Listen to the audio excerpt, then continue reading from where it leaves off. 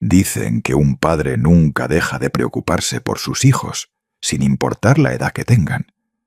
Pero, ¿qué pasa cuando descubres que el hijo que criaste, el muchacho del que te sientes tan orgulloso, vive una mentira tan monstruosa que te hiela la sangre?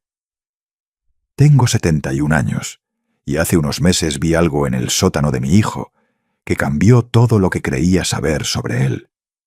Ahora estoy sentado en mi jardín, mi nietecita juega con su perro, y estoy a punto de contarles una historia que aún no me parece real. Hola, queridos radioescuchas. Muchas gracias por sintonizar el canal Los Consejos del Abuelo.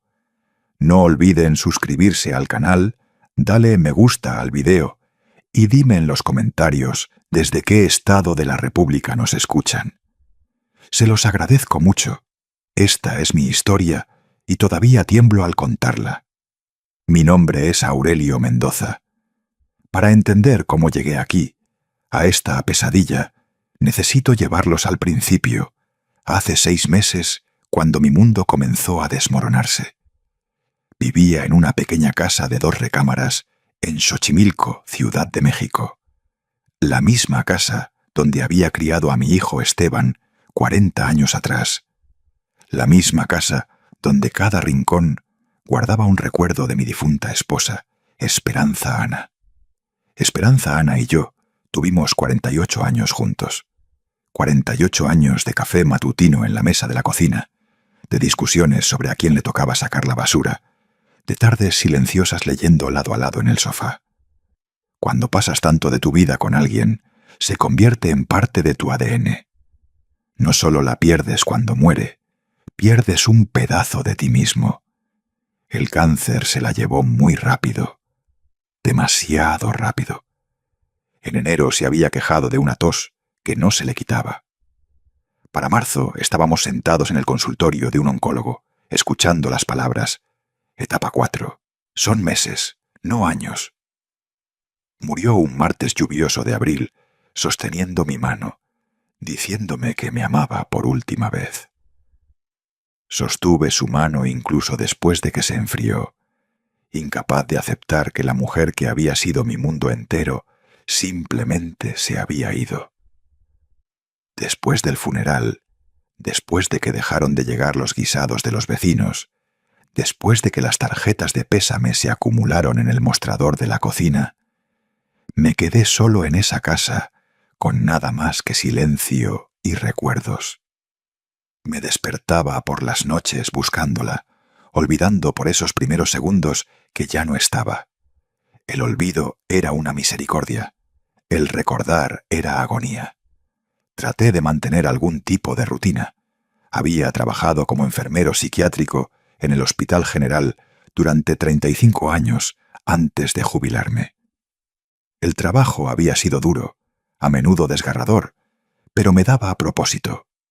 Me enseñó a mantener la calma en crisis, a leer a las personas, a confiar en mis instintos sobre el comportamiento humano.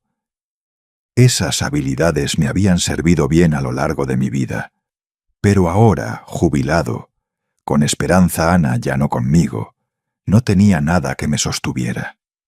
Los días se difuminaban unos con otros. Dejé de rasurarme, dejé de cocinar comidas verdaderas. Comía cereal parado junto al fregadero, viendo hacia el patio trasero, donde los rosales de Esperanza Ana comenzaban a marchitarse por negligencia. La casa se sentía como si estuviera muriendo junto con mi voluntad de vivir. Solo existía, haciendo movimientos mecánicos, esperando algo que no podía nombrar. Fue entonces cuando Esteban me llamó. Era un domingo por la mañana a finales de septiembre. Estaba sentado en la mesa de la cocina con café frío y el periódico de ayer cuando sonó mi teléfono. «Papá». Su voz era cálida, preocupada de esa manera profesional que había perfeccionado como psiquiatra. «¿Cómo estás?» La pregunta se sentía cargada.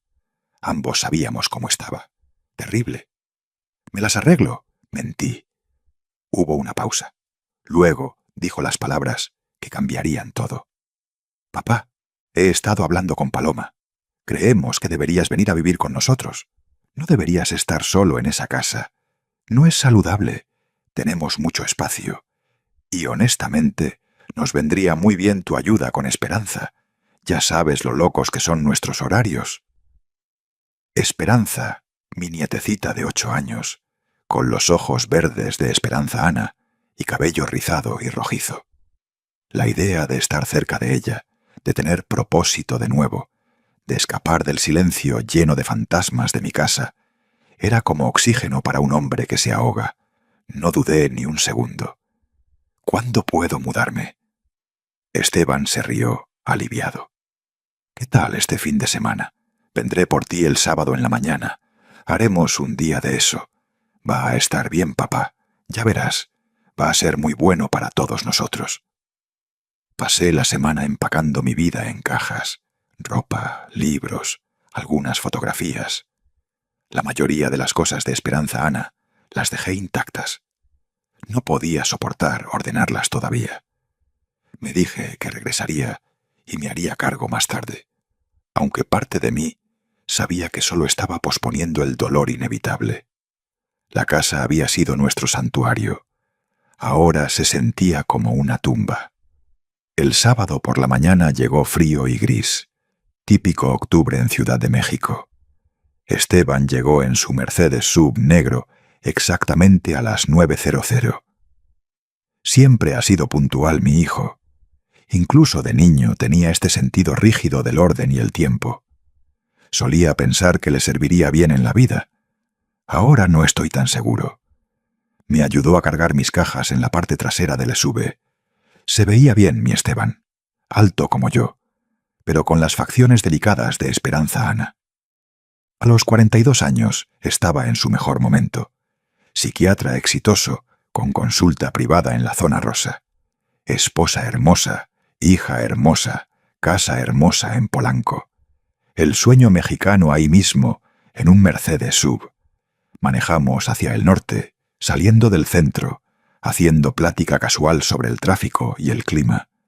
Esteban me contó sobre su consulta, cómo estaba creciendo, cómo acababa de tomar 3 pacientes nuevos. Todos casos de alto perfil, dijo con orgullo. CEOs, celebridades, gente que necesita total discreción. Esa es mi especialidad ahora, papá. Tratar a personas que no pueden arriesgar que sus problemas de salud mental se hagan públicos. Debería haber escuchado la advertencia en esas palabras. Discreción, privacidad, secretos. Pero yo era solo un padre en duelo, orgulloso de su hijo exitoso, agradecido por una oportunidad de sentirme útil de nuevo. Sonreí y dije, «Eso es maravilloso, Esteban. Tu madre estaría tan orgullosa». Sus manos se tensaron en el volante.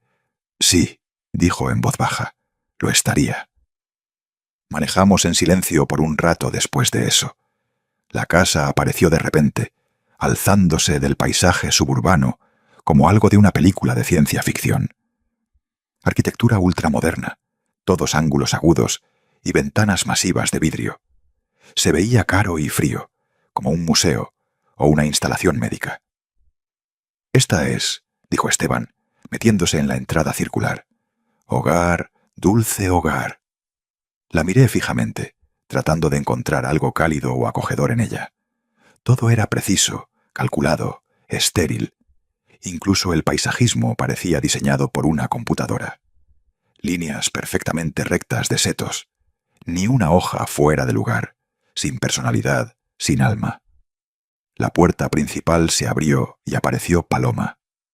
Mi nuera, alta, rubia, imposiblemente delgada en jeans de diseñador y un suéter blanco de cashmere.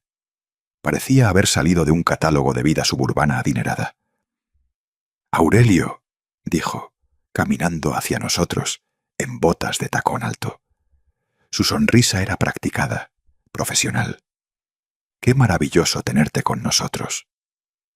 Me dio besos al aire en ambas mejillas, su perfume abrumador y caro.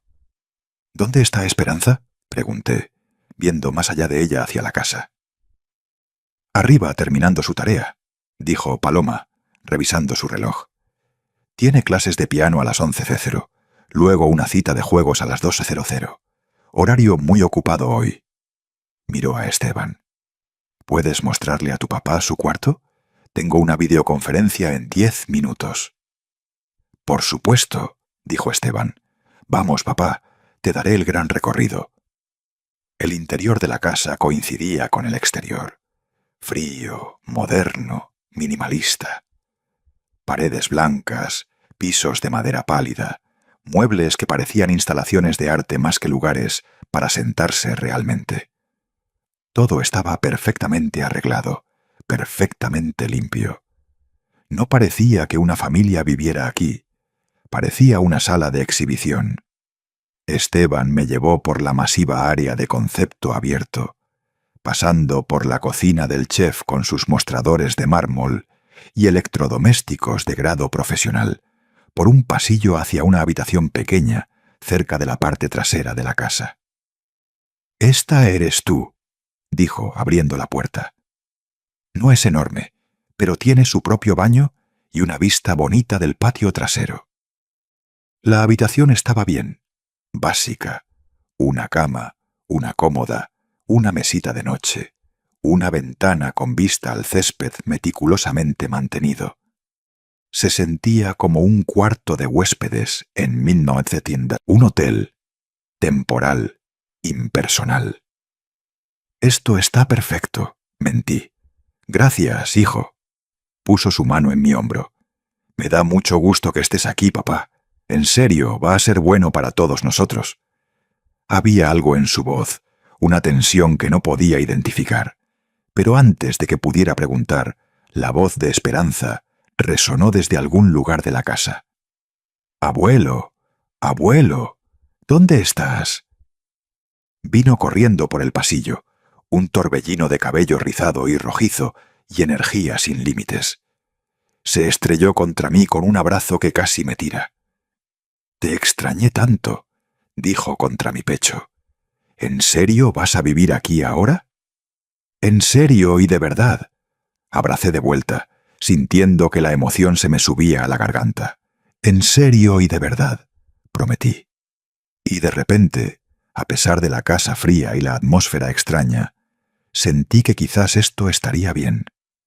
Quizás podría encontrar propósito aquí, cuidando a esta hermosa niña que claramente necesitaba amor y atención. Las primeras semanas cayeron en una rutina. Me despertaba a las 6:00 de la mañana. Viejos hábitos de enfermería imposibles de romper, después de décadas de turnos matutinos. La casa estaría silenciosa, oscura, fría. Me dirigía a la cocina y preparaba café, sentándome en la isla masiva de mármol, viendo salir el sol sobre el césped perfectamente cuidado. Alrededor de las 7:00 aparecería Paloma, ya vestida para la batalla en uno de sus trajes de poder. Trabajaba como abogada corporativa para una firma importante en el centro, especializada en fusiones y adquisiciones. Era importante, exitosa, y quería que todos lo supieran. Se serviría café en una taza de viaje, apenas reconociendo mi presencia más allá de un cortante «buenos días». Luego, desaparecería en su oficina en casa por una hora de llamadas y correos antes de irse al centro. Esteban bajaría alrededor de las 7:30, también vestido para el trabajo en trajes caros, que probablemente costaban más de lo que yo solía ganar en un mes. Se tragaría cualquier desayuno que hubiera preparado, siempre revisando su teléfono, siempre estresado. Su consulta era demandante, explicaba. Los pacientes adinerados esperaban acceso inmediato. No podía apagar su teléfono, no podía relajarse verdaderamente. La presión era inmensa. Para las 8:30 ambos se habían ido, y la casa era mía y de Esperanza. Despertaría a Esperanza a las 8:45. La ayudaría a vestirse y alimentarse, la llevaría a la escuela en el carro extra que designaron para mi uso. Luego tendría el día para mí hasta las 3:00 para recogerla. Esas horas solo en esa casa eran inquietantes. era demasiado grande, demasiado vacía, demasiado silenciosa. Trataba de llenar el tiempo limpiando, leyendo, viendo televisión, pero no podía deshacerme de la sensación de que algo estaba mal. La casa se sentía mal. Se sentía como si estuviera escondiendo algo. Estaba la puerta del sótano, por ejemplo. Acero pesado, completamente fuera de lugar en esta casa moderna. Estaba ubicada cerca de la sala principal, escondida detrás de una pared, así que no la notarías a menos que la estuvieras buscando. Y siempre estaba cerrada con llave. Un pestillo serio que parecía pertenecer a la caja fuerte de un banco. Le pregunté a Esteban al respecto casualmente una mañana. ¿Qué hay en el sótano? Almacenamiento, dijo sin levantar la vista de su teléfono.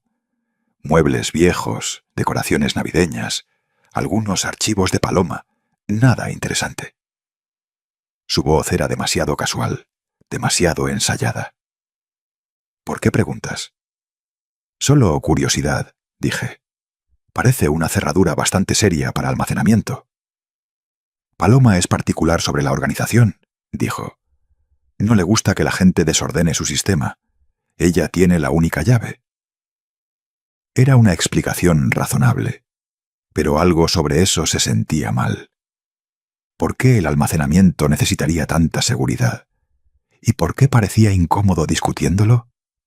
Archivé las preguntas en el fondo de mi mente, diciéndome que estaba siendo paranoico. El duelo hace cosas extrañas a tu pensamiento.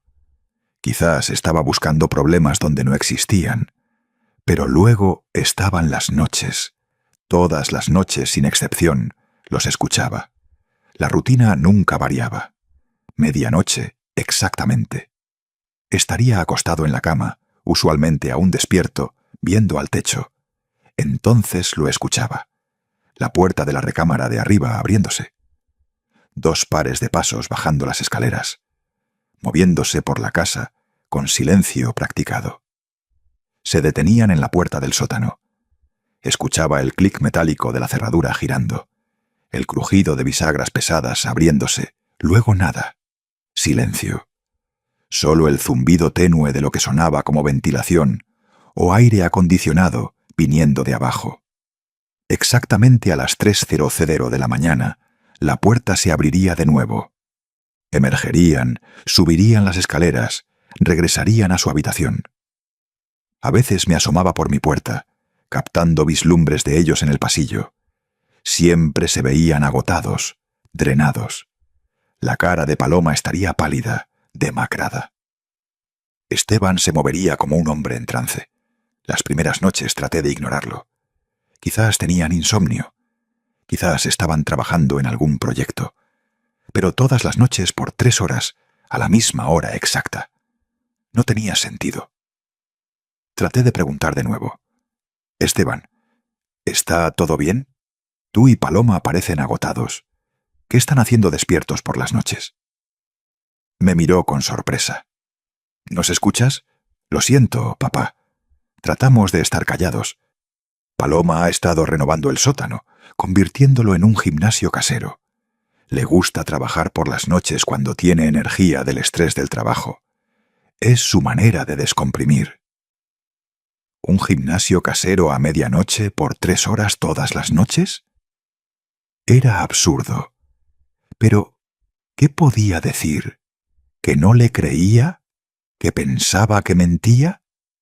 Era mi hijo. Quería confiar en él. Así que asentí y lo dejé pasar.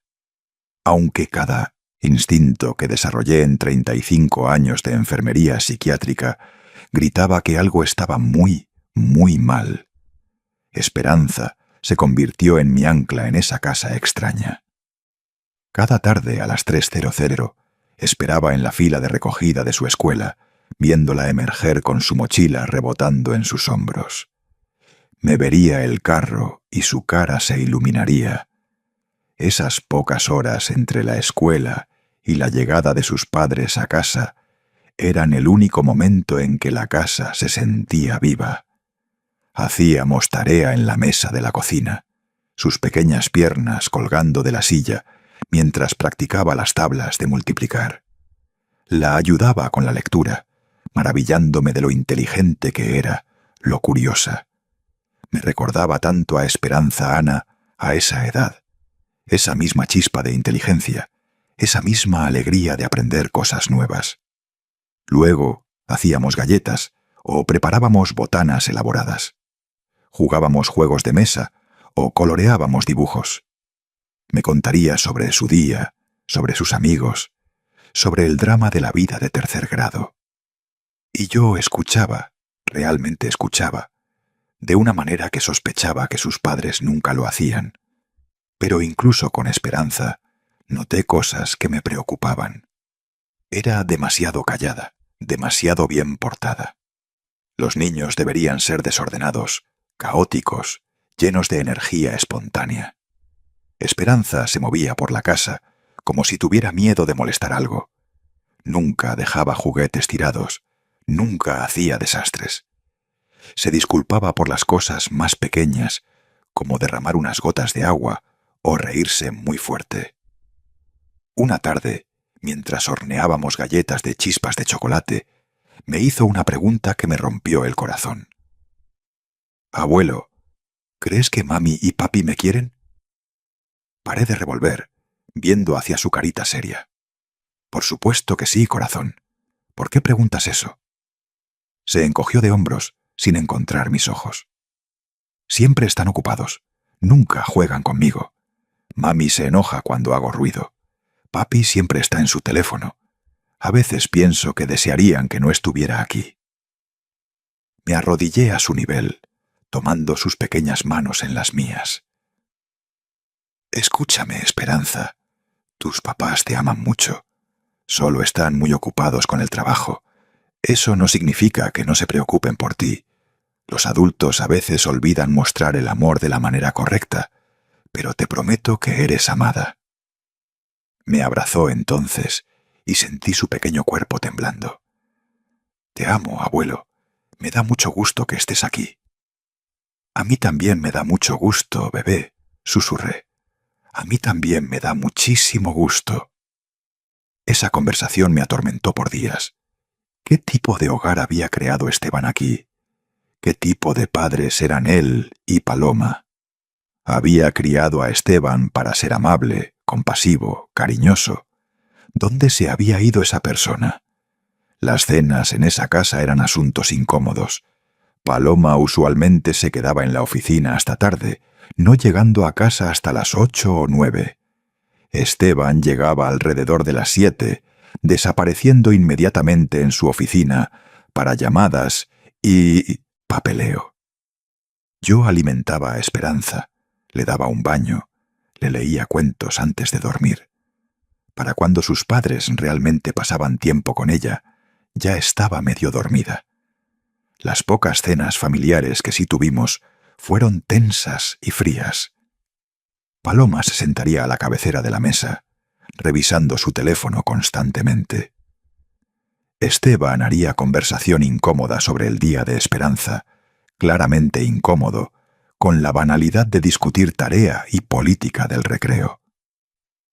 Esperanza se sentaría callada, moviendo la comida en su plato, sintiendo la tensión. Traté de llenar los silencios. Contaría historias sobre mis días de enfermería, sobre Esteban de niño, sobre Esperanza Ana, pero mis historias se desvanecían en pausas incómodas. Paloma haría ruidos educados de escucha sin realmente escuchar. Esteban sonreiría en los momentos correctos, pero su mente claramente estaba en otra parte. «¿En qué estás trabajando últimamente, Esteban?», pregunté una noche, tratando de incluirlo en conversación. «Mi consulta». Se veía incómodo. «Lo usual. Depresión, ansiedad, algunos casos de adicción». Miró a Paloma, algo pasando entre ellos. «He estado enfocándome en pacientes de largo plazo recientemente, gente que necesita tratamiento intensivo continuo». «Qué maravilloso que estés ayudando a la gente», dije. «¿Alguna vez traes trabajo a casa?». ¿Es en lo que trabajas tarde por las noches? La pregunta era inocente, pero vi que ambos se tensaron. El tenedor de Esteban se pausó a medio camino a su boca. Los ojos de Paloma voltearon hacia él con lo que parecía una advertencia. «No traigo expedientes de pacientes a casa», dijo Esteban cuidadosamente. «Confidencialidad y todo eso. Lo que Paloma y yo hacemos por las noches son solo cosas de la casa, cosas administrativas aburridas, nada importante». La mentira colgó en el aire entre nosotros. Era tan obvia, tan descarada, que casi lo confronté ahí mismo. Pero Esperanza estaba sentada ahí, viéndonos con esos ojos verdes perceptivos. Así que asentí y cambié de tema. Pero esa noche, después de que todos estuvieran dormidos, me acosté en la cama pensando sobre ese intercambio, sobre la mirada entre Esteban y Paloma, sobre la manera en que ambos se tensaron ante mi pregunta inocente, sobre la cerradura pesada en la puerta del sótano y las desapariciones nocturnas de 3 horas, sobre pacientes que necesitaban tratamiento intensivo continuo. Una sospecha se estaba formando en mi mente, una tan horrible que no quería creerla, pero no podía quitármela de encima. Había trabajado en cuidado psiquiátrico por décadas. Sabía cómo se veía el abuso a pacientes. Sabía qué tan fácil era para personas en posiciones de poder explotar a individuos vulnerables. ¿Podría Esteban estar haciendo algo no ético con sus pacientes? ¿Era eso lo que estaba pasando en el sótano? El pensamiento era veneno, contaminaba todo. Comencé a observarlos más cuidadosamente, buscando señales. Esteban llegaba a casa algunos días con bolsas de compras caras. Paloma manejaba un BMW completamente nuevo. Acababan de renovar toda la casa. ¿De dónde venía todo este dinero? Esteban tenía una consulta exitosa, seguro, y Paloma ganaba buen dinero como abogada. Pero este nivel de riqueza parecía excesivo.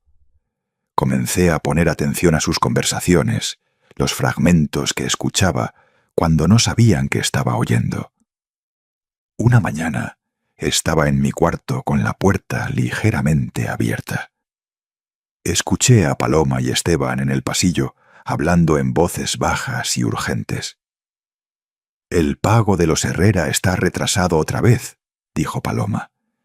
«Necesitas llamar a la familia. Diles que si no pueden mantener las cuotas mensuales, tendremos que transferirlo a una institución del Estado». Su voz era fría, empresarial. «Me haré cargo», respondió Esteban. «Ha estado estable, sin problemas. Pagarán. Siempre lo hacen una vez que les recuerdo cómo se ve la alternativa». ¿Qué significaba eso? ¿Transferirlo dónde? ¿Cuotas mensuales para qué? Me sentí enfermo. Pasaron 2 meses en este extraño purgatorio. Cuidaba a Esperanza, limpiaba la casa, preparaba comidas. Era útil pero invisible, un sirviente sin salario.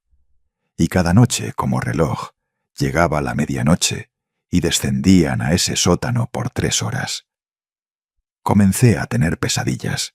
En ellas abría esa puerta del sótano y encontraba a Esperanza Ana ahí abajo, gritándome, preguntando por qué la había abandonado. Me despertaba en sudor frío, el corazón acelerado, la pesadilla sintiéndose más real que el cuarto oscuro a mi alrededor. La casa se sentía enferma, se sentía malvada. Luego llegó la noche en que todo cambió. Era un jueves, poco notable en todos los sentidos, excepto que no podía dormir. El insomnio que me había atormentado desde la muerte de Esperanza Ana había regresado con venganza. Había intentado todo: leche tibia, leer, técnicas de meditación que había aprendido a lo largo de los años. Nada funcionaba. Mi mente no se tranquilizaba. A las 11:45 escuché los sonidos familiares. La puerta de la recámara abriéndose arriba. 2 pares de pasos descendiendo. Me acosté en mi cama escuchándolos moverse por la casa. Algo en mí se quebró. Quizás era el agotamiento. Quizás era la frustración de que me mintieran. Quizás eran mis instintos de entrenamiento psiquiátrico, diciéndome que necesitaba confiar en mis instintos. Lo que fuera, me encontré levantándome de la cama, poniéndome la bata, moviéndome hacia la puerta de mi cuarto. La abrí lentamente, solo una rendija. El pasillo estaba oscuro excepto por una luz de noche cerca de la sala. Vi sus siluetas en la puerta del sótano. Paloma con su llave, Esteban parado cerca detrás de ella. La cerradura hizo clic, la puerta se abrió. Desaparecieron adentro, la puerta cerrándose detrás de ellos con un golpe pesado. Mi corazón latía tan fuerte que pensé que podrían escucharlo a través de las paredes. Esperé unos minutos, asegurándome de que estuvieran completamente abajo. Luego me moví lentamente, cuidadosamente. Décadas de caminar por corredores de hospital por las noches habían hecho mis pasos silenciosos. Llegué a la puerta del sótano y presioné mi oído contra el acero frío. Al principio, nada, solo ese sonido de zumbido bajo, quizás ventilación. Luego, débilmente, escuché voces. No solo Esteban y Paloma, múltiples voces, confusas, voces débiles, voces haciendo preguntas. ¿Dónde estoy? ¿Qué hora es? No entiendo. Mi sangre se heló. Había gente ahí abajo, múltiples personas, y sonaban confusas, desorientadas, drogadas. Me arrodillé, mis rodillas viejas protestando. La puerta era moderna, pero junto al marco, casi a nivel del suelo, noté una rejilla de ventilación de metal que daba hacia abajo. Me acosté en el piso frío y pegué mi ojo a las lamas de la rejilla, tratando de ver, a través del ángulo inclinado, hacia la luz que venía de abajo. Lo que vi a través de esa pequeña abertura paró mi corazón. Camas de hospital. 4 de ellas que podía ver, alineadas contra una pared. Equipo médico, bombas de alimentación enteral conectadas a sondas gástricas, monitores de ritmo cardíaco sonando suavemente. Y en esas camas gente joven, quizás de 20 o 30 años. Estaban acostados ahí moviéndose ligeramente, volteando la cabeza, pero claramente sedados. Muy sedados. Esteban estaba parado junto a una de las camas, ajustando una línea de suero. Vestía batas como si estuviera en un hospital. Paloma estaba cerca con un portapapeles, tomando notas. Se movían con eficiencia practicada, como personal médico en rondas. Pero esto no era un hospital. Este era el sótano de mi hijo. Y estas personas no eran pacientes recibiendo cuidado. Eran prisioneros. Observé, incapaz de apartar la vista, aunque cada célula en mi cuerpo gritaba que corriera. Esteban se movió a la segunda cama, donde una mujer joven de cabello oscuro yacía inmóvil. Sus ojos estaban medio abiertos, desenfocados. Revisó su pulso, asintió a Paloma, ajustó algo en su bomba de suero. Presioné mi oído de vuelta a la puerta, esforzándome por escuchar su conversación. El pago de los Vázquez se acreditó ayer, decía Paloma. 50.000 para este mes. La familia está feliz con sus reportes de progreso. Creen que está en esa instalación en Cuernavaca. No han pedido visitarlo en 6 meses. La voz de Esteban.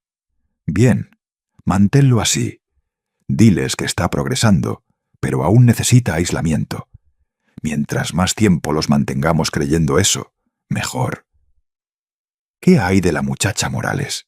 Sus padres preguntaron sobre videollamadas. Demasiado riesgoso, respondió Paloma. Les dije que su condición se deterioró, que ahora no habla, y que verla sería muy traumático. Lo aceptaron. Siempre lo hacen. Quieren creer que estamos ayudando. Las palabras me cayeron encima como agua helada. Pagos, reportes falsos de progreso, familias siendo engañadas.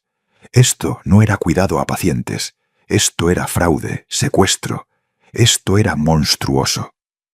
Me alejé de la puerta, mi mente tambaleándose. ¿Cuánto tiempo había estado pasando esto? ¿Cuánta gente había ahí abajo? ¿Dónde estaban sus familias? ¿Alguien sabía que estaban aquí? Gateé hacia atrás, incapaz de pararme, mi cuerpo temblando. Llegué a mi cuarto de alguna manera, cerré la puerta, me senté en mi cama en la oscuridad. Mi hijo, mi Esteban, el muchacho que había criado, el hombre del que había estado tan orgulloso. Estaba manteniendo gente prisionera, drogándolos, robando a sus familias. La traición era física. Se sentía como si mi pecho estuviera siendo aplastado. No podía respirar bien.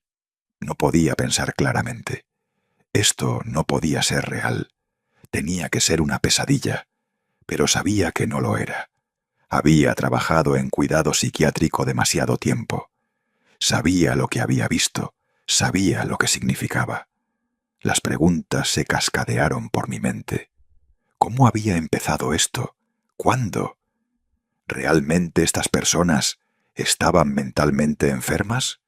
¿O las estaban drogando hasta la impotencia? ¿Qué pasaba con el dinero que sus familias pagaban? Y la peor pregunta, la que me revolvía el estómago. ¿Podría algo de esto ser mi culpa?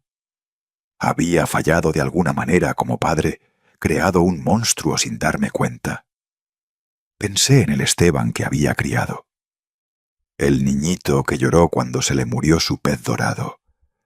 El adolescente que trabajaba como voluntario en albergues para personas sin hogar cada fin de semana. El hombre joven que me había dicho que quería ser psiquiatra para ayudar a gente que no podía ayudarse a sí misma. ¿Cuándo había desaparecido esa persona? ¿Cuándo se había convertido en esto? Me senté en la oscuridad hasta el amanecer, incapaz de moverme, incapaz de procesar lo que había aprendido. A las 3:00 a.m. los escuché regresar. Escuché sus pasos subiendo las escaleras, regresando a su habitación. La casa cayó silenciosa otra vez, como si nada hubiera pasado, como si no hubiera gente drogada y aprisionada en el sótano, como si el mal no estuviera viviendo bajo este techo. Cuando llegó la mañana, tuve que actuar normal. Hice el desayuno con manos temblorosas. Esteban bajó a su hora usual, viéndose cansado, pero por lo demás, normal. «Buenos días, papá», dijo sirviéndose café. «¿Dormiste bien?» Lo miré a él, este extraño que llevaba la cara de mi hijo, y mentí. «Como un bebé. ¿Y tú?» Se encogió de hombros. «Bien. Semana larga, esperando el fin de semana». Me sonrió. Casual, fácil. No tenía idea de que yo sabía. No tenía idea de que su mundo estaba a punto de acabarse. Paloma apareció, perfecta como siempre, en su ropa de diseñador. Me hizo un gesto de saludo, tomó su café, desapareció en su oficina. Negocio como siempre, como si no estuvieran manteniendo gente prisionera, como si no fueran monstruos. Esperé hasta que ambos se fueran al trabajo. Luego fui a la oficina en casa de Esteban. Mis manos aún temblaban, pero mi mente estaba clara ahora. Años de enfermería me habían enseñado cómo funcionar en crisis, cómo poner a un lado la emoción y enfocarme en lo que necesitaba hacerse. Y lo que necesitaba hacerse era evidencia. Necesitaba pruebas antes de poder actuar. La oficina estaba cerrada con llave, pero había abierto cerraduras antes. Los pabellones psiquiátricos a veces lo requerían cuando los pacientes escondían contrabando o artículos peligrosos. Me tomó 10 minutos con un clip, pero logré abrir la puerta. Adentro, todo estaba meticulosamente organizado. Libreros llenos de libros de textos psiquiátricos y revistas médicas. Un escritorio masivo con una computadora, cajones cerrados, pilas ordenadas de papeles. Empecé con el escritorio, trabajando cuidadosamente para dejar todo exactamente como lo encontré. En la parte de atrás del cajón de abajo, escondido debajo de una pila de revistas médicas viejas, encontré una carpeta. Una carpeta manila, gruesa, sin etiqueta. Adentro había expedientes de pacientes. No registros médicos oficiales, notas personales, observaciones escritas a mano, estados de cuenta bancarios, nombres, edades, diagnósticos, información de contacto de familias. Extendí todo por el escritorio, mis manos temblando mientras leía. 8 nombres, 8 personas, 8 vidas robadas, edades entre los 22 y 39 años. Todos diagnosticados con varias condiciones de salud mental, todos supuestamente recibiendo tratamiento en instalaciones privadas exclusivas. Pero no estaban en instalaciones. Al menos 4 de ellos estaban en el sótano justo debajo de mí. ¿Dónde estaban los otros 4? Las notas médicas eran clínicas, distanciadas, horríficas en su crueldad casual. Paciente A mostrando resistencia aumentada al protocolo de sedación. Dosis ajustada de 50 mg a 75 mg. Respuesta positiva. Paciente permanece dócil.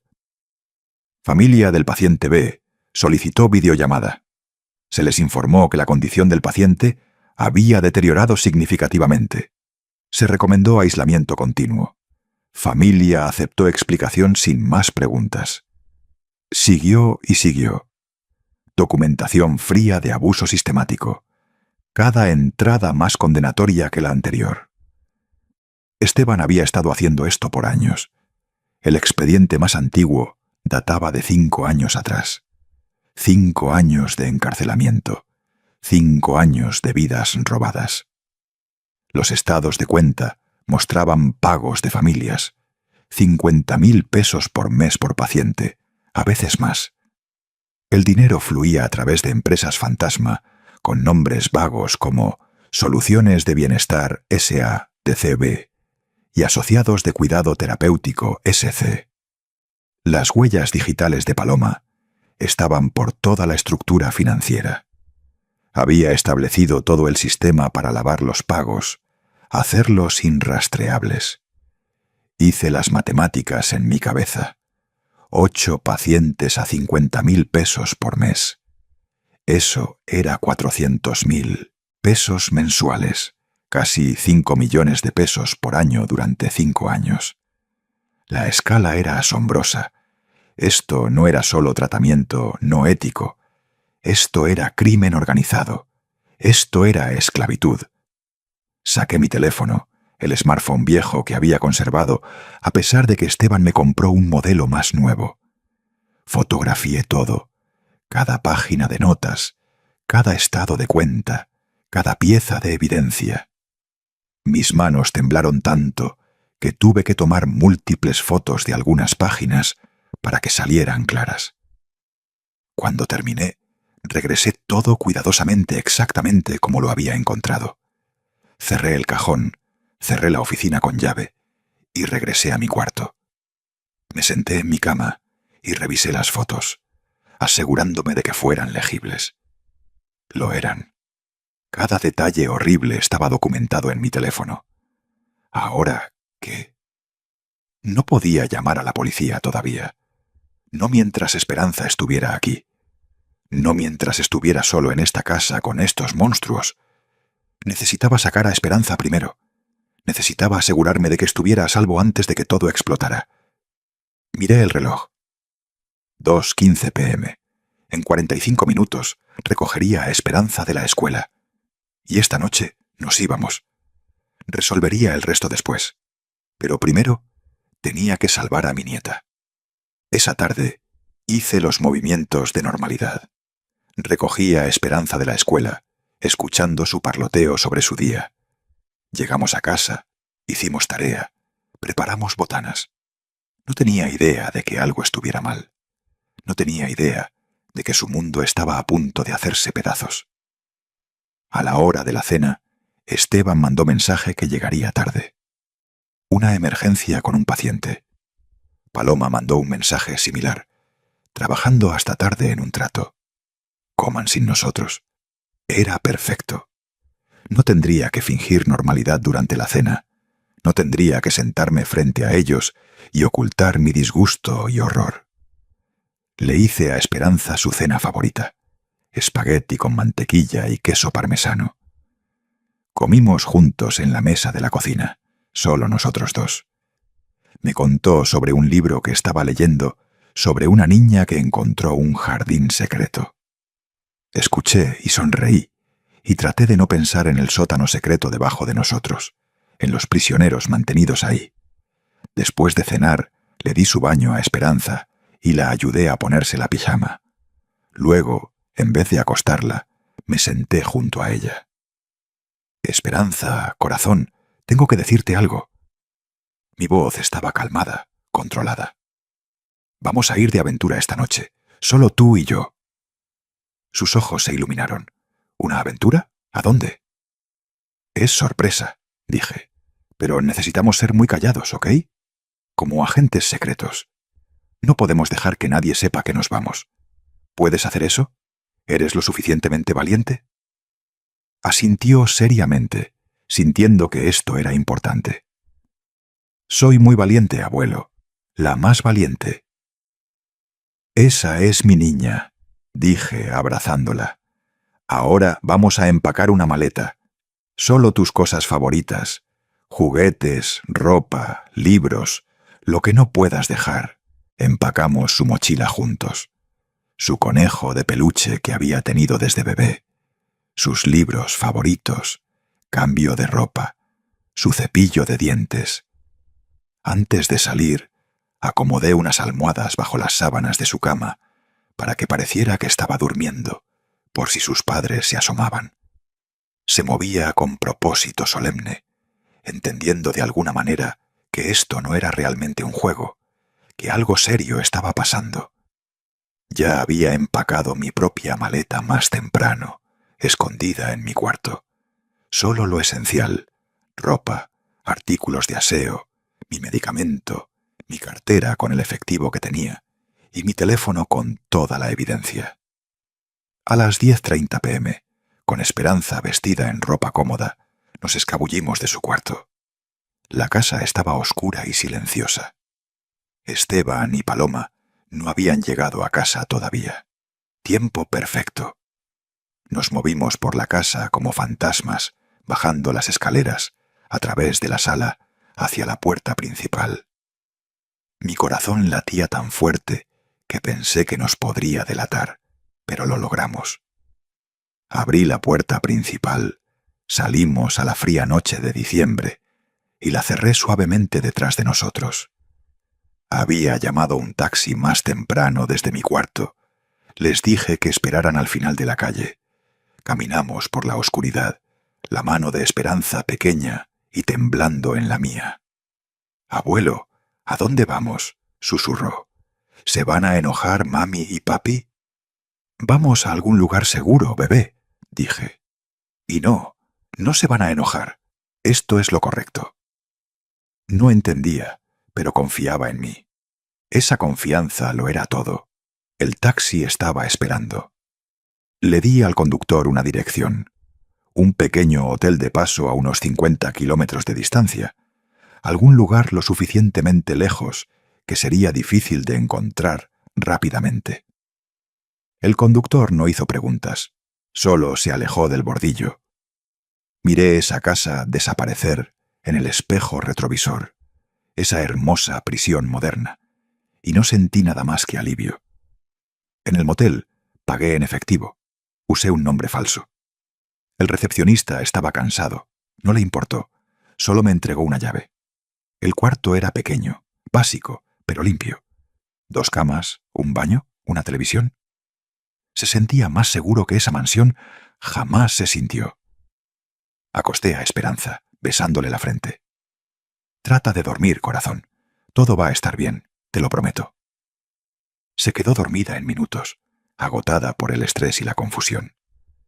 Me senté en la silla junto a la ventana y finalmente me permití quebrarme.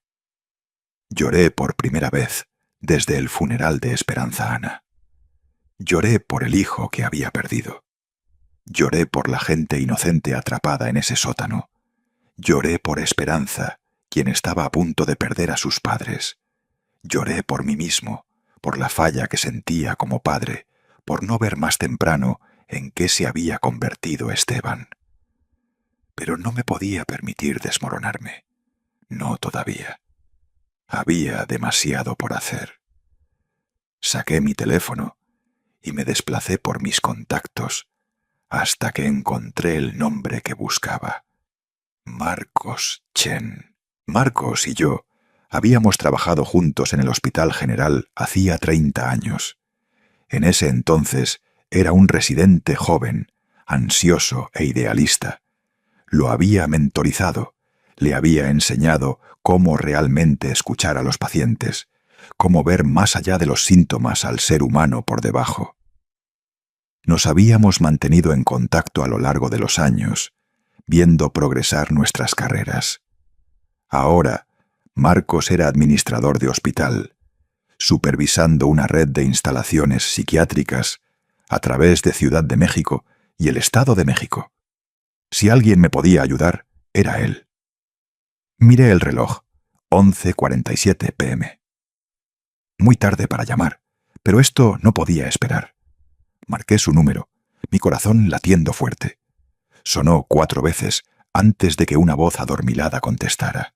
¿Hola? Marcos, dije. Soy Aurelio Mendoza.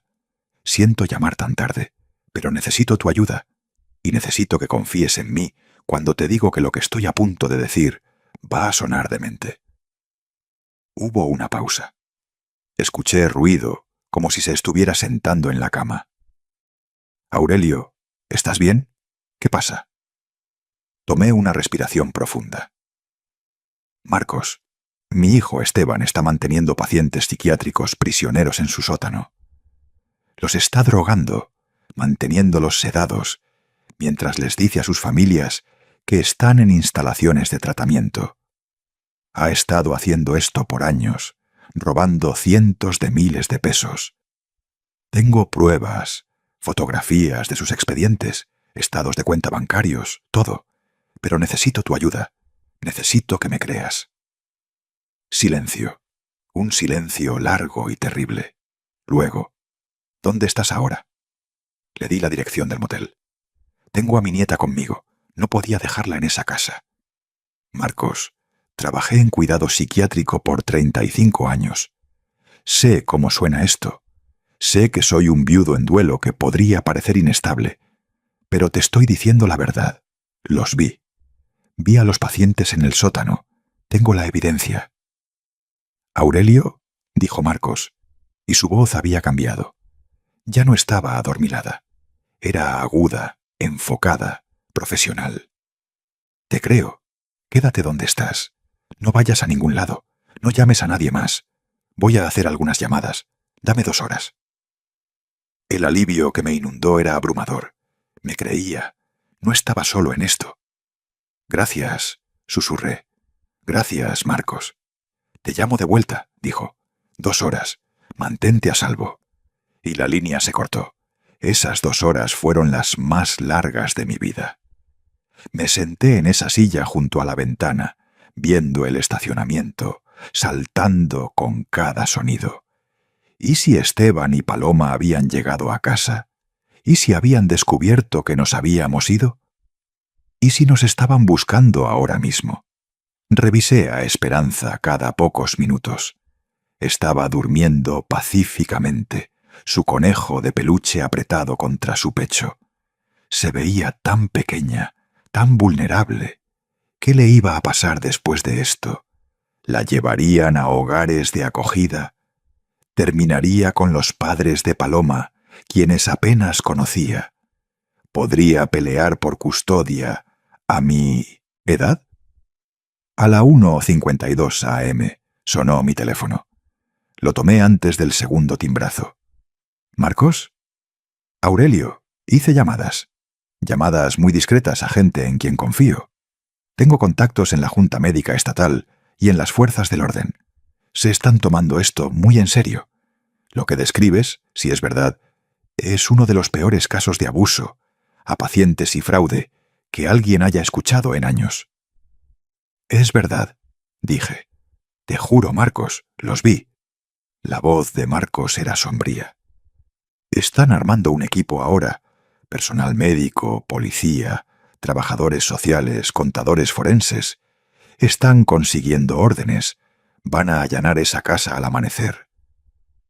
Pero, Aurelio, necesitan que entres y des una declaración formal. Y necesitan ver la evidencia que tienes. ¿Puedes hacer eso? Sí, dije. Lo que sea. Solo salva a esa gente.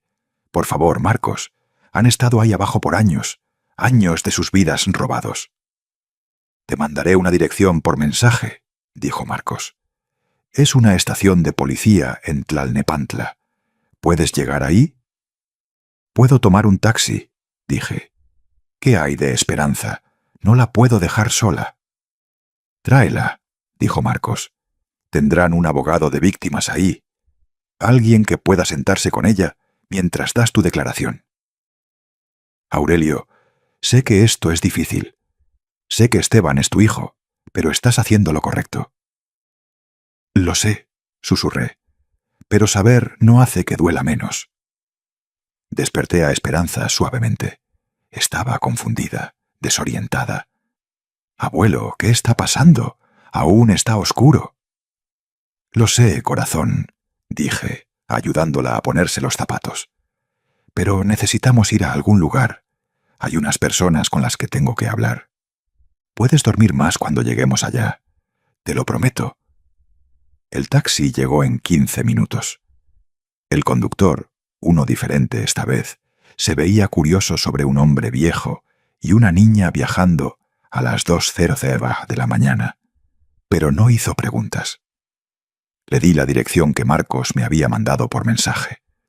La estación de policía era un edificio moderno, bien iluminado a pesar de la hora temprana. Adentro, una mujer nos estaba esperando. Probablemente de unos 50 años, con ojos amables y una sonrisa gentil. Señor Mendoza, soy la detective Sara Rodríguez. El doctor Chen llamó antes. Los hemos estado esperando. Se arrodilló al nivel de Esperanza. Y tú debes ser Esperanza. Soy Sara. ¿Te gustaría venir conmigo? Tenemos un cuarto bonito con televisión y algunas botanas. Puedes descansar mientras tu abuelo habla con mis amigos. Esperanza me miró con incertidumbre. Está bien, bebé, dije. Estaré muy cerca, te prometo. Asintió y tomó la mano de la detective, dejándose llevar. Otro detective, un hombre moreno alto de unos 40 años, se me acercó. Detective Jaime Williams, dijo estrechando mi mano. Señor Mendoza, vayamos a algún lugar donde podamos hablar. ¿Le gustaría un café? Se ve como si pudiera usarlo. Lo seguí a un cuarto de interrogatorios. Era pequeño, sin ventanas, con una mesa y sillas y un dispositivo de grabación en la pared. Me hizo un gesto para que me sentara. Me trajo café en una taza de espuma.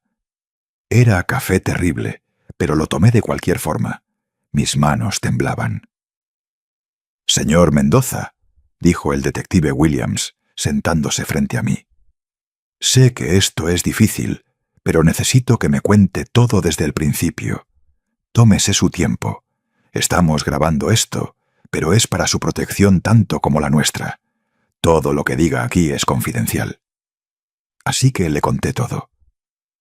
Desde mudarme a la casa de Esteban, hace 6 meses, hasta la puerta cerrada del sótano, hasta las desapariciones nocturnas, hasta, finalmente, mirar por esa rendija y ver a los pacientes. Le mostré las fotografías en mi teléfono, viendo su cara oscurecerse con cada imagen. Llamó a otra detective, una mujer de ojos agudos y una libreta. Hicieron preguntas, cientos de preguntas. ¿Podía identificar a alguno de los pacientes que había visto? ¿Sabía dónde estaban los otros 4 pacientes mencionados en los expedientes? ¿Alguna vez había escuchado a Esteban o Paloma discutir lo que estaban haciendo? ¿Qué hay de sistemas de seguridad en la casa? ¿Había cámaras? Respondí todo lo que pude. No podía identificar a los pacientes. solo los había visto brevemente con luz tenue. Asumía que los otros 4 estaban en otra ubicación, o habían sido liberados, o algo peor. No me pude obligar a decir qué podría ser peor. Nunca los había escuchado discutir directamente sus crímenes. Solo esa conversación sobre pagos y familias. En cuanto a seguridad, no sabía.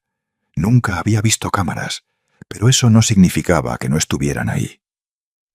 El interrogatorio duró más de 2 horas. Para cuando terminaron, estaba amaneciendo afuera.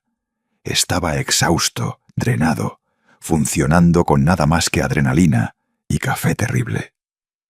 El detective Williams se puso de pie, estirándose. «Señor Mendoza, nos ha dado suficiente. El equipo se está moviendo a la casa ahora mismo. Tenemos órdenes para la propiedad, para los arrestos de Esteban y Paloma, y para el secuestro de todos sus registros financieros. El doctor Chen está coordinando con personal médico para extraer y estabilizar a cualquier paciente que encontremos de manera segura». «¿Qué pasa ahora?», pregunté. «¿Con Esperanza? ¿Conmigo?». La detective Rodríguez entró al cuarto como si hubiera sido llamada. «Esperanza aún está dormida en el cuarto familiar», dijo. «En cuanto a qué pasa ahora, eso depende de lo que encontremos en la casa. Pero, señor Mendoza, quiero que sepa que hizo algo increíblemente valiente. Esas personas, quienes quiera que sean, están vivas hoy por usted». No me sentía valiente. Me sentía enfermo, exhausto, roto. Mi hijo, mi Esteban, ¿qué le había hecho? Como si leyera mi mente, el detective Williams puso su mano en mi hombro. «Esto no es su culpa», dijo en voz baja. «He estado en este trabajo por 20 años. He visto mucha maldad. Y una cosa que he aprendido es que a veces la gente toma decisiones que no tienen nada que ver con cómo fueron criados. Su hijo tomó sus propias decisiones. Usted no es responsable por ellas». «Pero era su padre», dije, y mi voz se quebró. «Debería haberlo visto. Debería haber sabido». «No podía haber sabido», dijo la detective Rodríguez gentilmente. «Los sociópatas, la gente que puede hacer lo que su hijo hizo, son excelentes escondiendo quiénes realmente son. Usan máscaras, a veces por toda su vida. La gente que los ama nunca ve lo que hay debajo hasta que es muy tarde». Quería creerle, pero la culpa era aplastante. Me senté ahí en ese cuarto de interrogatorios, viendo mis manos, tratando de procesar todo lo que había pasado en las últimas 8 horas. A las 6:47 a.m. sonó el teléfono del detective Williams.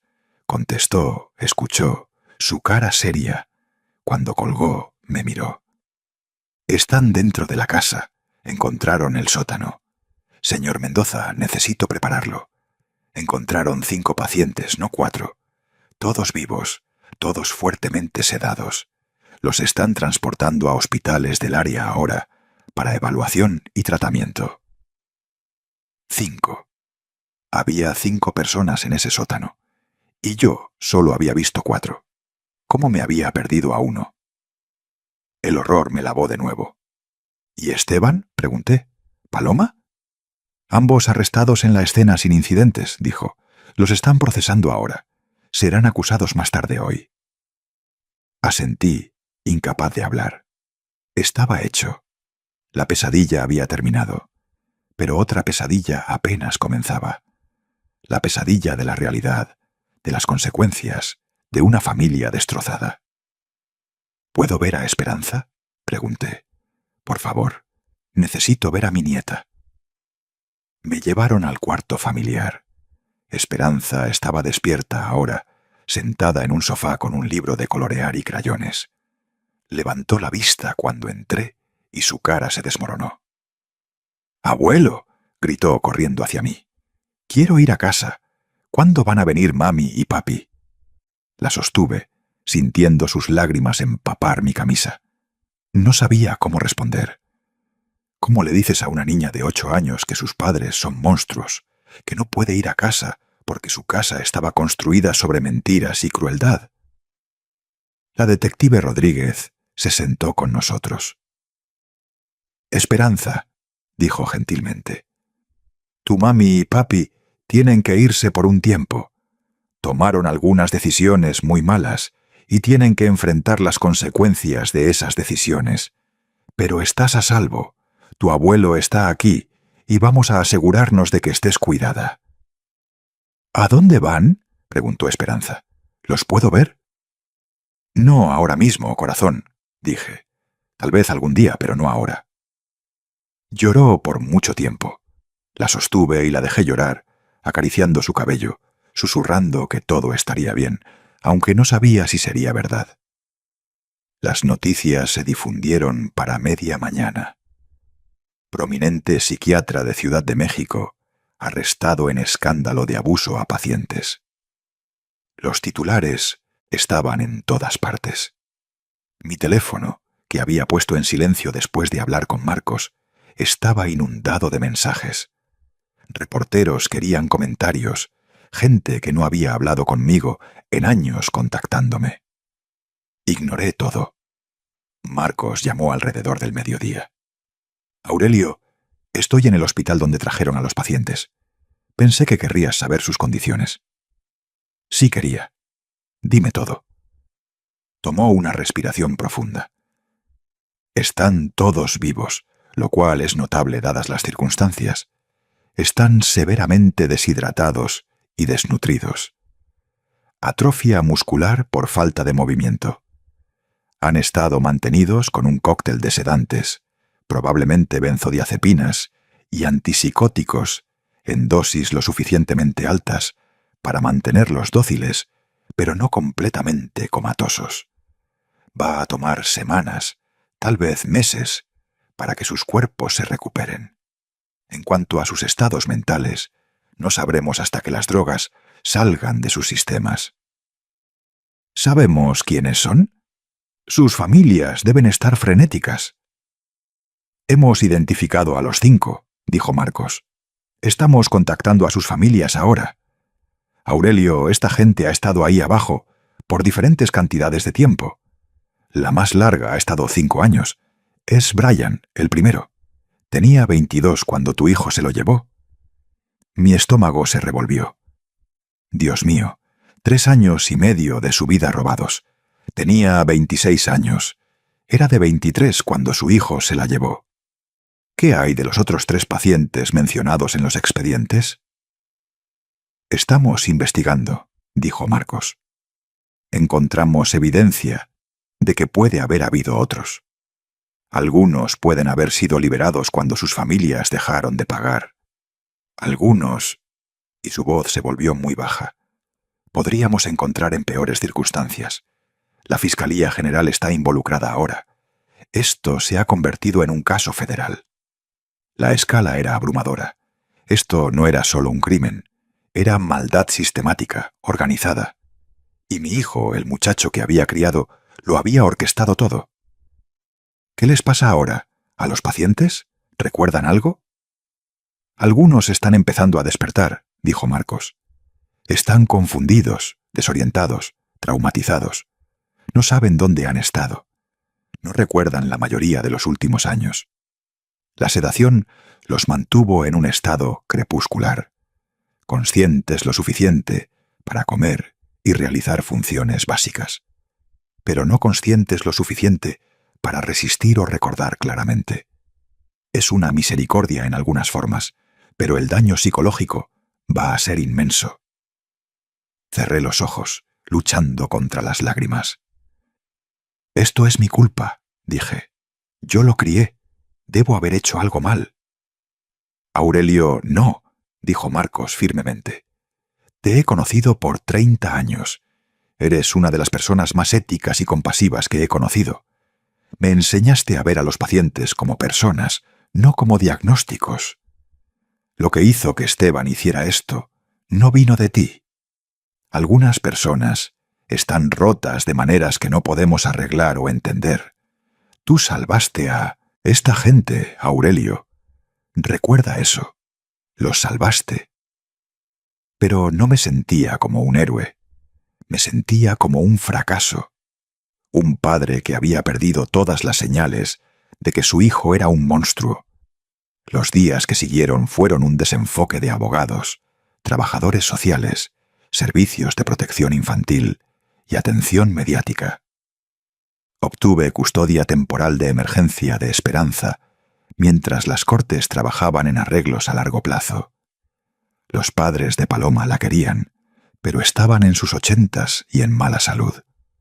La corte parecía inclinada a dejar que Esperanza se quedara conmigo, al menos por ahora. Nos mudamos de vuelta a mi casa en Xochimilco. Esa casa que había tratado de escapar, llena de recuerdos de Esperanza Ana, de repente se sintió como santuario. Era pequeña, desordenada, imperfecta, pero era real, era honesta, era hogar. Esperanza luchó. Por supuesto que lo hizo. Había perdido a sus padres, su hogar, su sentido de seguridad. Tenía pesadillas. Se despertaba llorando, gritando por su madre. La sostendría y la dejaría llorar, y trataría de explicar que a veces la gente que amamos hace cosas terribles, y no significa que dejemos de amarlos, pero sí significa que no podemos estar con ellos. La metí en terapia con una psicóloga infantil que se especializaba en trauma. Lentamente, muy lentamente, comenzó a sanar. Las pesadillas se volvieron menos frecuentes. Comenzó a sonreír de nuevo. Comenzó a sentirse segura. La historia completa salió durante los meses siguientes, mientras la investigación se profundizó. Esteban había comenzado hace 5 años, justo como había leído en sus notas.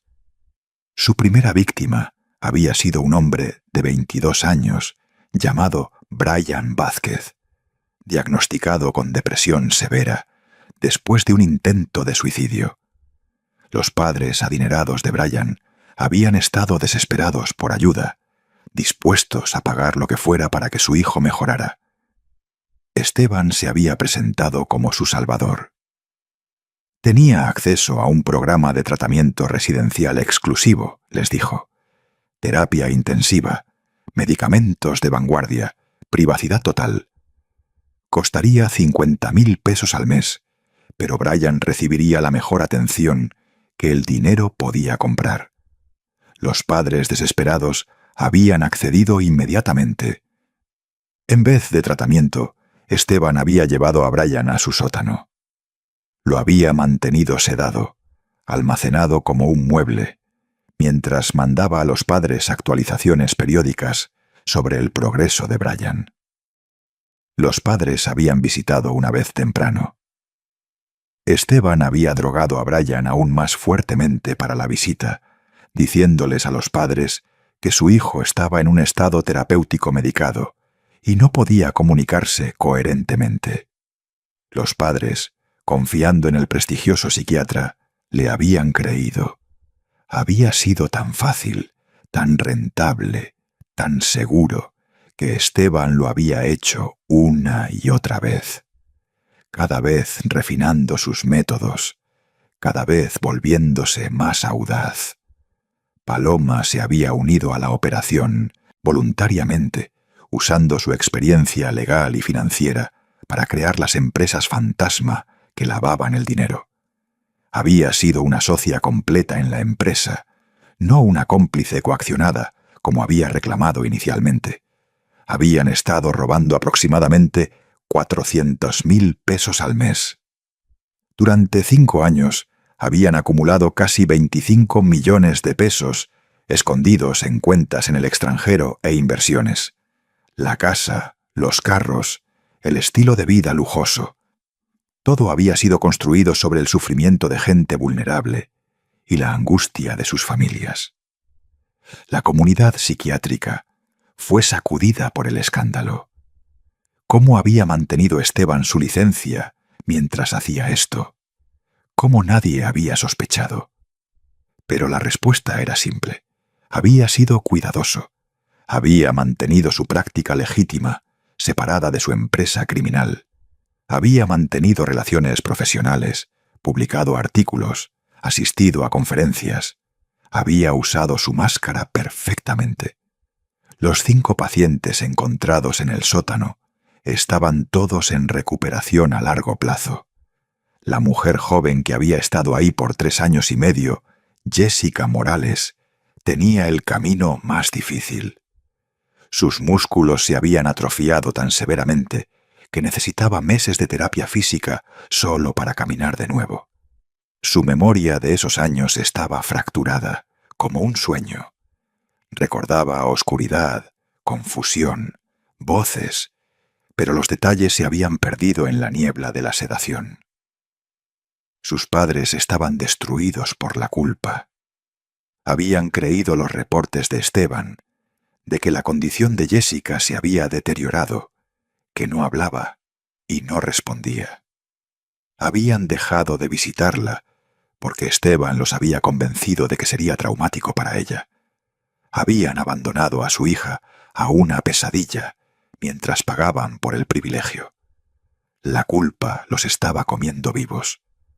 Me acerqué a ellos, a todas las familias. Les dije lo que había aprendido de 35 años en cuidado psiquiátrico.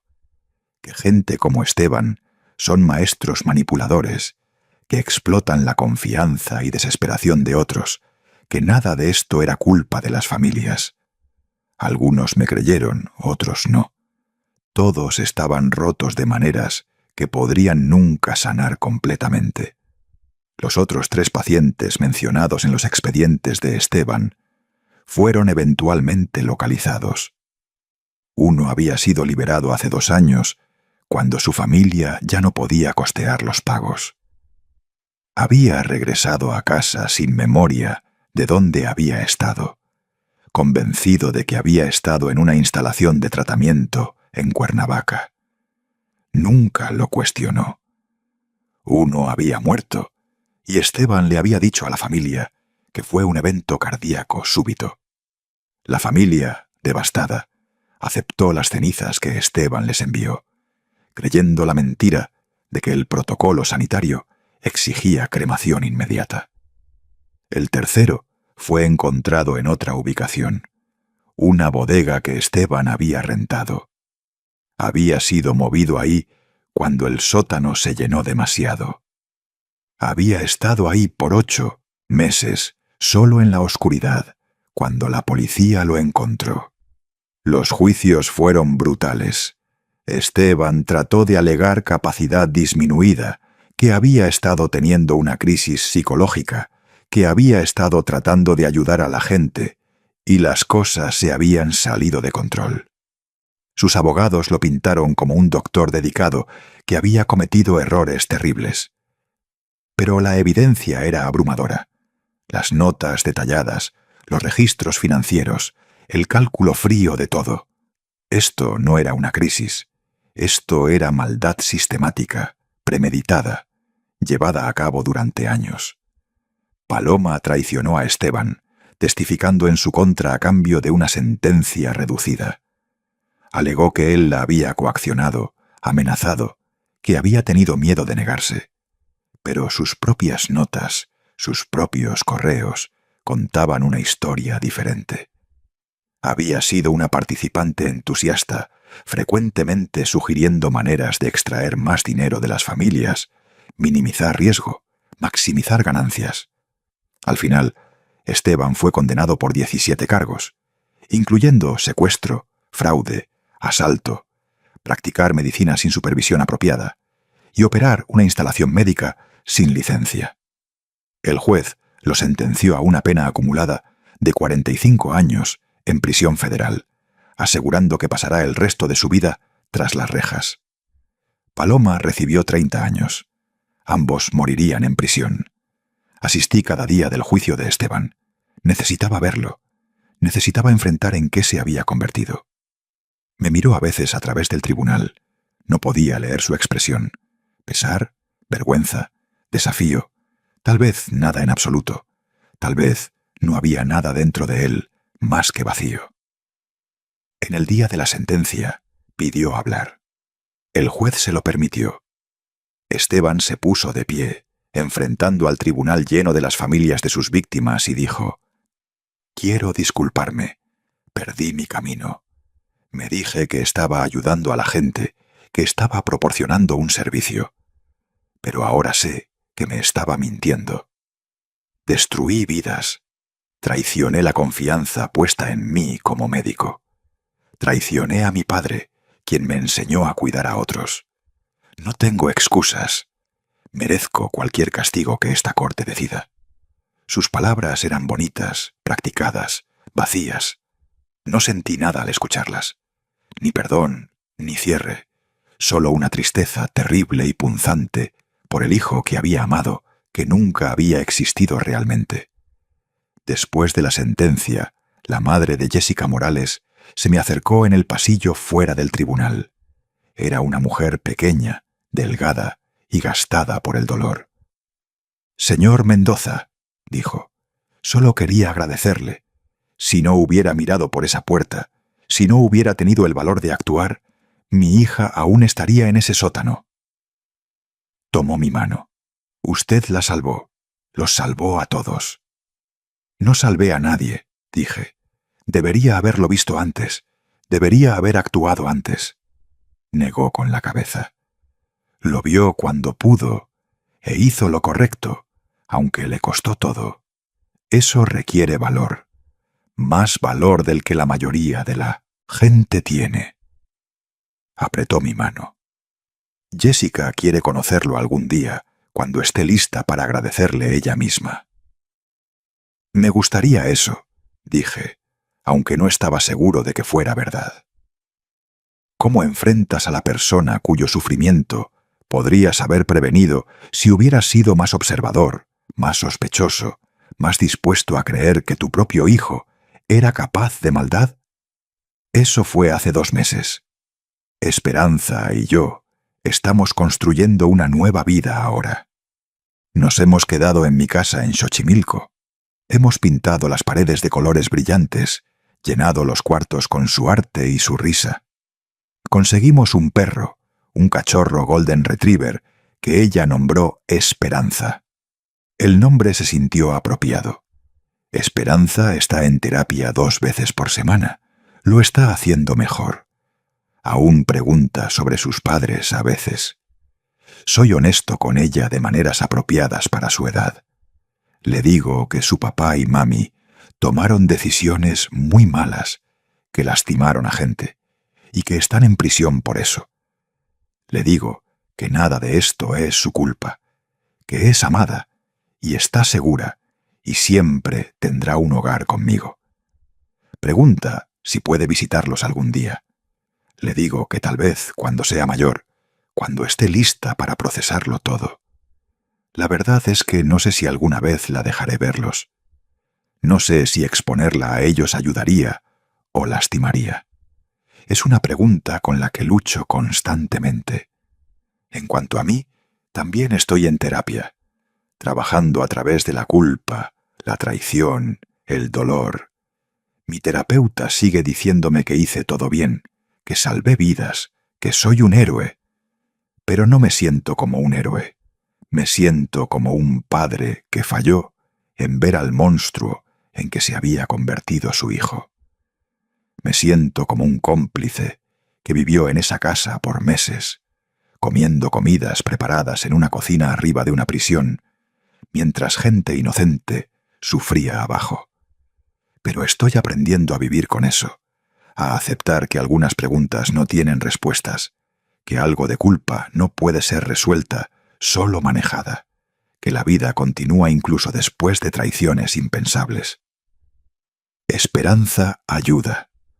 Cada mañana cuando rebota a mi cuarto, despeinada y sonriente, preguntando qué hay para desayunar, me recuerda por qué miré por esa puerta, por qué hice esa llamada, por qué destruí la vida de mi hijo y mi propia paz mental. Porque hay algunas cosas más importantes que la lealtad familiar. Cosas como la verdad, como la justicia, como las vidas de 5 personas que no podían salvarse a sí mismas. La comunidad psiquiátrica Ha estado haciendo mucha introspección desde el caso de Esteban. ¿Cómo pudo pasar esto? ¿Qué sistemas fallaron? ¿Cómo pueden prevenirlo en el futuro?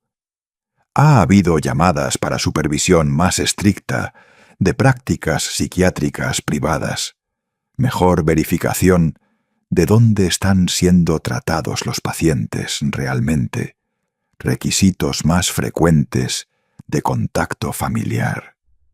Tal vez algo bueno salga de este horror. Tal vez las víctimas de Esteban serán las últimas. Pienso en Esperanza Ana a veces, deseando que estuviera aquí. Sabría qué hacer. Sabría cómo ayudar a Esperanza a sanar. Sabría cómo ayudarme a cargar este dolor. Pero Esperanza Ana se fue, y estoy haciendo esto solo. No realmente solo. Tengo a Esperanza y tengo a Esperanza el perro. Y tengo terapeutas y trabajadores sociales, y Marcos revisando conmigo regularmente. Pero el peso de esto, el conocimiento terrible de lo que mi hijo hizo, eso lo cargo solo. Tarde por las noches, cuando Esperanza está dormida y la casa está silenciosa, a veces me pregunto sobre el camino no tomado. ¿Qué si no hubiera mirado por esa puerta? ¿Qué si me hubiera convencido de que estaba imaginando cosas? ¿Que mi dolor por Esperanza Ana me estaba volviendo paranoico? Esteban y Paloma aún serían libres. Esas 5 personas aún estarían en ese sótano. ¿Cuántas víctimas más habría habido? El pensamiento me enferma, pero también me recuerda que por mucho que fallé como padre, tuve éxito en el momento que más importó. Cuando enfrenté la elección entre ignorancia cómoda y verdad terrible, elegí la verdad. Cuando enfrenté la elección entre proteger a mi hijo y proteger a sus víctimas, elegí a las víctimas. Es consuelo frío en las noches difíciles, pero es algo. Jessica Morales sí se acercó hace unas 3 semanas.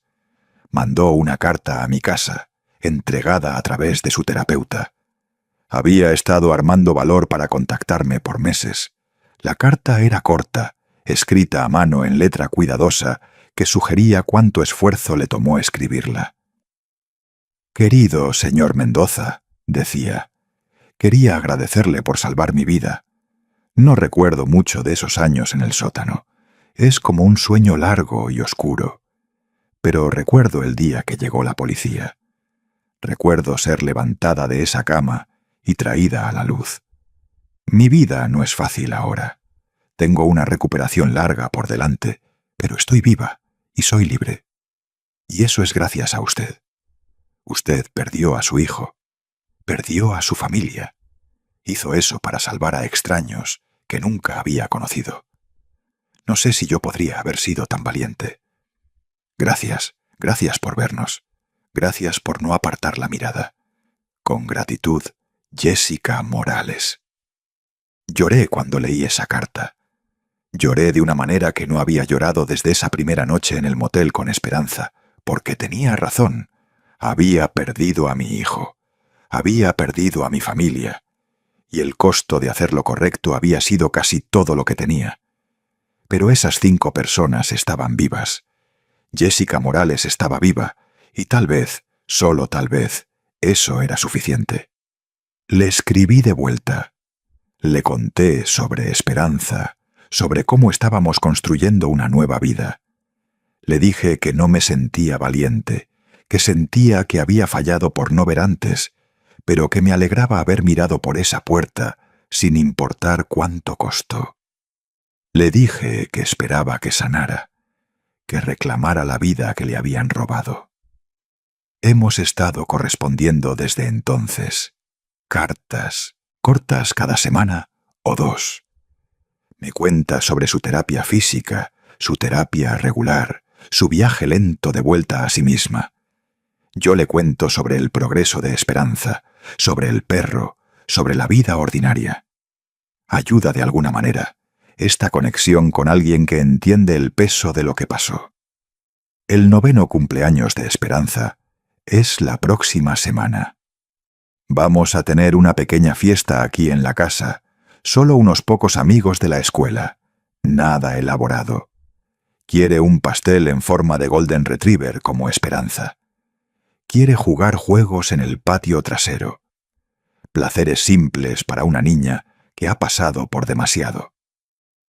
Pienso en qué decirle sobre sus padres. Tendrá preguntas conforme crezca. ¿Cómo explico que su padre era un monstruo? ¿Cómo la ayudo a entender que puede llevar su ADN, su nombre, sin llevar sus pecados? ¿Cómo le enseño que no está definida por lo que él hizo? No tengo todas las respuestas, pero estoy aprendiendo que tal vez eso esté bien. Tal vez el amor no se trata de tener todas las respuestas. Tal vez se trata de estar presente, de elegir la verdad sobre la comodidad, de hacerlo difícil porque es lo correcto. Dicen que un padre nunca deja de preocuparse por sus hijos. Sé que eso es cierto. Me preocupé por Esteban hasta el momento en que llamé a la policía. Y de alguna manera retorcida, aún me preocupo por él. Es mi hijo, aunque ya no reconozco quién es, aunque lo que hizo fue imperdonable. El amor no desaparece solo porque la persona que amabas resulta ser alguien que nunca conociste. Pero he aprendido algo más también, que a veces amar a alguien significa detenerlos. Significa oponerte a ellos. Significa elegir el bien mayor sobre la lealtad personal. Es la lección más difícil que he aprendido, y me costó todo. Pero esas 5 personas están vivas hoy. Jessica Morales está aprendiendo a caminar de nuevo, a recordar quién era, a construir un futuro. Brian Vázquez está de vuelta con su familia, trabajando a través del trauma pero libre. Los otros, cada uno cargando sus propias cicatrices, están vivos y sanando.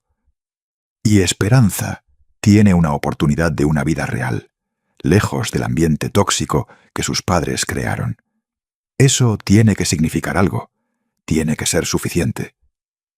Esta noche, después de acostar a Esperanza y leerle 3 cuentos, su requisito actual, después de besar su frente y encender su luz de noche y cerrar su puerta a solo una rendija, me sentaré en mi patio trasero con una taza de té.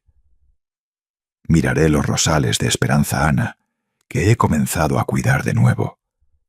Pensaré en las decisiones que me llevaron aquí, a este momento, a esta vida, y recordaré esa noche, esa medianoche, cuando presioné mi cara contra el piso frío y miré por esa rendija bajo la puerta, cuando vi la verdad y elegí no apartar la mirada, cuando elegí a 5 extraños sobre mi propio hijo, cuando elegí la justicia sobre la comodidad. Fue la decisión más difícil que he tomado. Pero sentado aquí, ahora, viendo esos rosales florecer por primera vez desde que murió Esperanza Ana, sé que fue la correcta. Algunas verdades valen cualquier costo. Algunas luchas valen perder todo. Tengo 71 años. Pensé que mi vida había terminado cuando murió Esperanza Ana. En algunas maneras así fue. Pero una nueva vida comenzó esa noche, cuando miré por esa puerta. Una vida construida sobre la verdad en vez de la comodidad. Sobre el valor en vez de la lealtad. Sobre amor que significa protección, no habilitación. Esta es mi historia. No es la que quería. No es la vida que imaginé. Pero es real y es mía y de Esperanza. Estamos construyendo algo de las ruinas, algo honesto, algo bueno. Y cada noche antes de dormir, reviso a Esperanza una última vez. Veo su respiración pacífica y segura en su cama, Esperanza, la perrita acurrucada a sus pies, y susurro una promesa de que siempre la protegeré, que siempre elegiré la verdad, que nunca apartaré la mirada del mal, sin importar quién lo esté cometiendo, porque eso es lo que el amor realmente es. No lealtad ciega, no mentiras cómodas, sino el valor de ver claramente y la fuerza de hacer lo correcto, incluso cuando te cuesta todo lo que tienes. El trabajo de reconstrucción no es fácil. Hay días cuando Esperanza se despierta llorando, preguntando por su mami.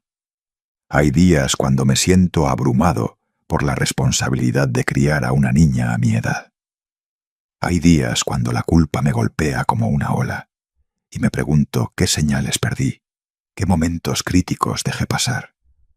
Pero también hay días buenos, días cuando Esperanza se ríe mientras jugamos en el jardín, días cuando me ayuda a cocinar y me cuenta chistes terribles que aprendió en la escuela, días cuando simplemente nos sentamos juntos, leyendo o viendo televisión, y siento esa paz que viene de saber que estás haciendo lo correcto. La casa en Xochimilco se siente viva de nuevo. Las paredes que una vez solo contenían recuerdos de pérdida, ahora resuenan con la energía de una niña en crecimiento. Los cuartos que una vez se sintieron como mausoleos, ahora están llenos de juguetes, libros, arte de Esperanza pegado en el refrigerador. Esperanza Ana estaría orgullosa, creo. Le habría encantado conocer a nuestra nieta, verla crecer en esta casa donde criamos a Esteban. Habría sido una abuela maravillosa, llena del amor y sabiduría que siempre tuvo. A veces me pregunto, ¿qué habría hecho Esperanza Ana si hubiera estado viva cuando descubrí lo de Esteban? ¿Habría visto las señales que yo perdí? ¿Habría actuado más rápido? ¿O habría luchado contra la verdad, protegiendo al hijo que amaba sin importar qué? No lo sabré nunca, pero sí sé que ella me habría apoyado en la decisión final. Esperanza Ana siempre tuvo una brújula moral clara. Siempre elegía hacer lo correcto, incluso cuando era difícil. La terapia me ha ayudado a entender que no soy responsable de los crímenes de Esteban, que la personalidad antisocial a menudo se desarrolla independientemente de la crianza, que algunos individuos nacen sin la capacidad de empatía genuina y aprenden a fingirla, pero el conocimiento intelectual no siempre alivia el dolor emocional. Como padre, siempre habrá una parte de mí que se pregunta si pude haber hecho algo diferente, si pude haber enseñado diferentes valores, establecido mejores ejemplos, notado señales tempranas. Mi terapeuta me dice que esas preguntas son normales, pero no productivas, que debo enfocarme en el presente, en la niña que tengo la oportunidad de criar bien esta vez. Y eso es lo que trato de hacer. Esperanza está prosperando en la terapia. Su psicóloga dice que es notable qué tan resistentes son los niños cuando se sienten seguros y amados. Las pesadillas han disminuido casi completamente. Sus notas en la escuela son buenas. Tiene amigos. Pero también hay recordatorios constantes del trauma que vivió. A veces se congela cuando oye sirenas. Se pone nerviosa cuando tengo que salir por periodos largos. Está hipervigilante sobre los sonidos en la casa por las noches. Estos son los legados del tiempo que pasó en esa casa fría en Polanco, donde sus padres operaban un imperio criminal bajo sus pies. Pero estamos trabajando en ello, día a día, con paciencia y amor. He decidido no contarle todos los detalles de los crímenes de sus padres, al menos no ahora. Cuando sea mayor, cuando pueda procesarlo mejor, le diré la verdad completa. Pero por ahora, es suficiente que sepa que hicieron cosas muy malas que lastimaron a gente inocente. Jessica Morales me visitó el mes pasado. Fue la primera vez que nos conocimos en persona. Es una mujer joven, hermosa, pero puedes ver las cicatrices del trauma en sus ojos, en la manera cautelosa en que se mueve por el mundo. Nos sentamos en mi jardín, tomando café, mientras Esperanza jugaba con la perrita. Jessica me contó sobre su recuperación, los meses de terapia física para recuperar fuerza muscular, la terapia psicológica para procesar lo que le pasó, la lucha diaria de reconstruir una identidad que fue robada durante años formativos. No recuerdo quién era antes, me dijo. Tenía 23 años cuando esto comenzó. Ahora tengo 26, pero siento como si hubiera perdido esos años para siempre, como si hubiera despertado de un coma y encontrado que el mundo siguió sin mí. Le pregunté qué la ayudaba a seguir adelante.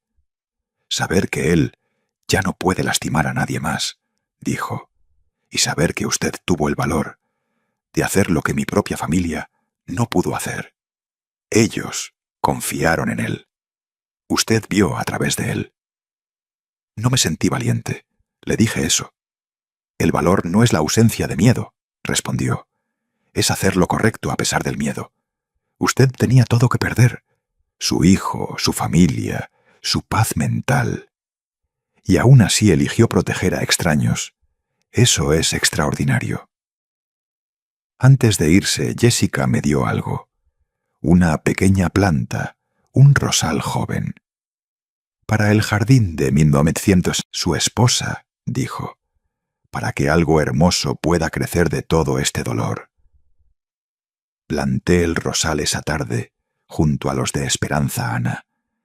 Ya está comenzando a brotar nuevas hojas. Será hermoso en la primavera. La comunidad de sobrevivientes que emergió de este caso ha sido una fuente de fortaleza inesperada.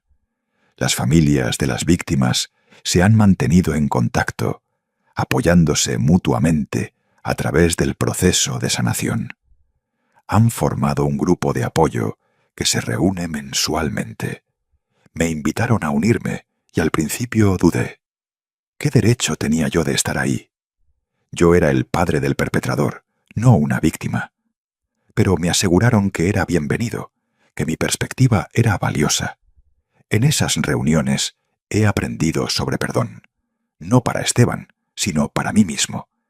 He aprendido que la culpa puede ser una prisión, pero también puede ser transformada en propósito.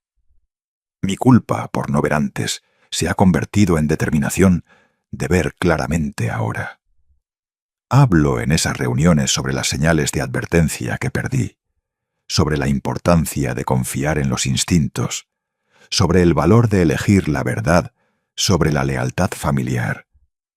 Si mi historia puede ayudar a otra persona a reconocer y reportar abuso, entonces, quizás, todo este dolor tiene significado. El 9º cumpleaños de Esperanza fue hermoso. Sus amigos de la escuela vinieron, jugamos juegos en el jardín, comimos el pastel en forma de Golden Retriever que ella quería. Por un día, fuimos solo una familia normal celebrando. Pero incluso en los momentos alegres hay una melancolía subyacente.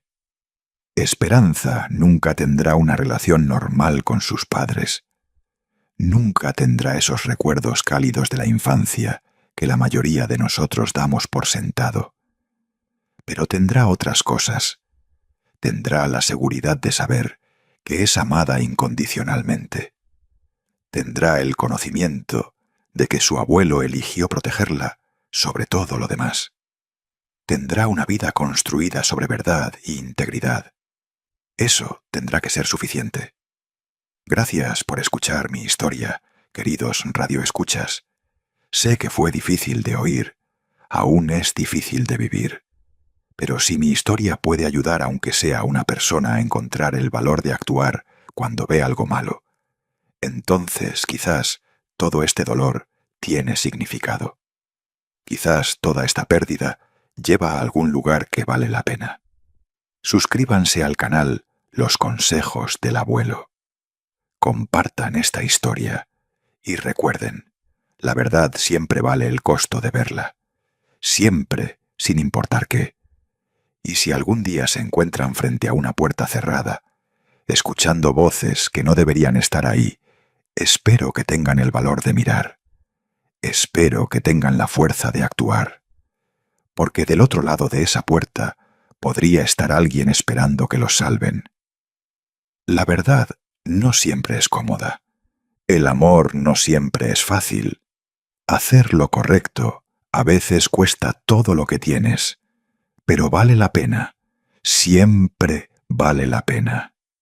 Porque al final del día, cuando reviso a Esperanza durmiendo pacíficamente en su cama, cuando veo los rosales de Esperanza Ana floreciendo en el jardín, cuando leo las cartas de Jessica contándome sobre su progreso, sé que elegimos bien. Elegimos la luz sobre la oscuridad, la verdad sobre las mentiras, el amor real sobre las apariencias falsas. Y eso, queridos amigos, hace toda la diferencia.